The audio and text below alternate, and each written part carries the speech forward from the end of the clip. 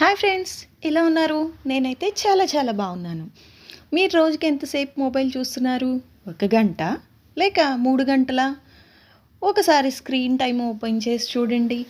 ఈ కథలోని వ్యక్తి కూడా మీకులాగే అనుకున్నాడు, ఇది ఎడిక్షన్ కాదు అని. కానీ నిజం చాలా ఆలస్యంగా అర్థమైంది.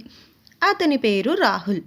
ఉదయం లేవగానే అలారం ఆఫ్ చేయడానికి మొబైల్, అలారం ఆఫ్ చేసిన తర్వాత కూడా వాట్సాప్, ఇన్స్టాగ్రామ్, యూట్యూబ్ షార్ట్స్, ఒక నోటిఫికేషన్ తర్వాత ఇంకొకటి. ఇదే మొబైల్ అడిక్షన్.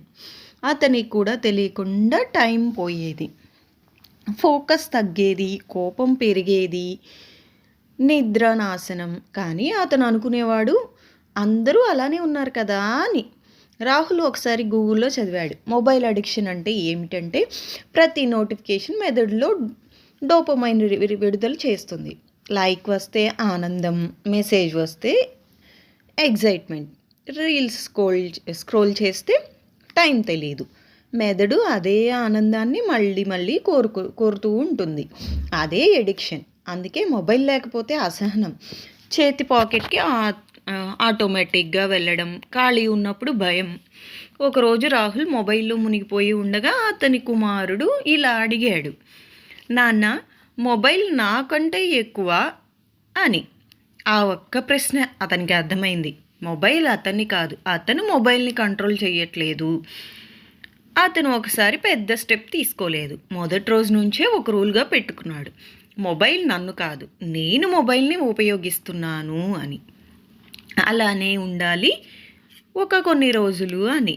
కానీ పరీక్ష కఠినమే. మొబైల్ ఆఫ్ చేసిన మొదటి రోజులు చేతులు కంపించడం, కోపం, అసహనం, నిద్ర రాకపోవడం, ఇవన్నీ మొబైల్ ఎడిక్షన్ విత్డ్రాయల్ సిమ్టమ్స్.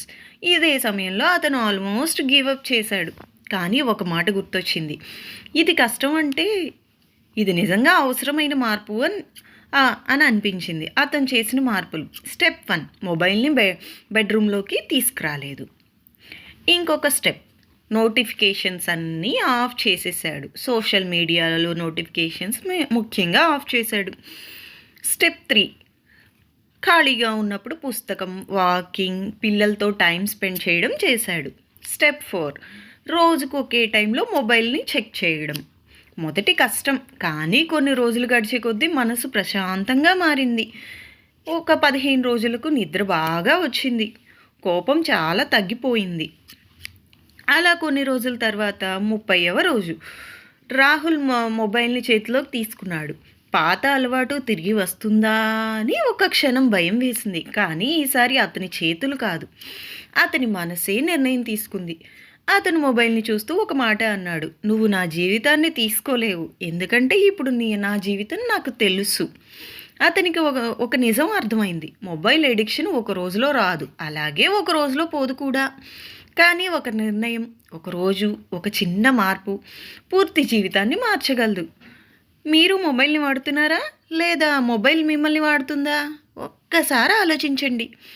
ఈరోజు మీరు మొబైల్ని ఆఫ్ చేయలేకపోవచ్చు, కానీ మీ మనసును ఆన్ చేయవచ్చు. కుటుంబంతో మాట్లాడండి, మీ లక్ష్యాన్ని గుర్తు చేసుకోండి, మీ కలల్ని తిరిగి చూడండి. రాహుల్ లాగా 30 రోజులు అవసరం లేదు. ఒక రోజు 1 గంట మొదలు పెట్టండి, రేపు 2 గంటలు. ఎందుకంటే మొబైల్ ఒక సాధనం మాత్రమే, మీ భవిష్యత్తు కాదు. ఈ రోజు నుంచి నో మొబైల్ 1 అవర్ ఛాలెంజ్ తీసుకుంటున్నారా? అయితే కామెంట్లో ఎస్ అని టైప్ చేయండి.